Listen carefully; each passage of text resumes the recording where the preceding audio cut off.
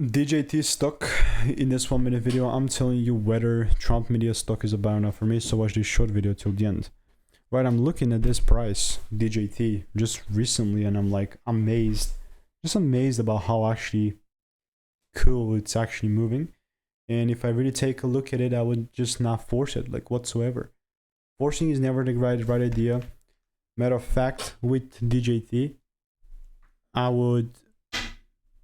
Okay, my bad. I would just honestly double down on this bullish momentum, and that will only make sense if it actually pulls back into my demand area. Like, I'm talking a decent pull down into the demand area, and I'm talking confirming on like 5-minute chart. Might work, why not? Just keep in mind that I'm sticking to this strategy that I've refined over 30,000 videos. So no course to tell you. There's a free like strategy or whatever course. First link in the description, and I'll see you in the next one.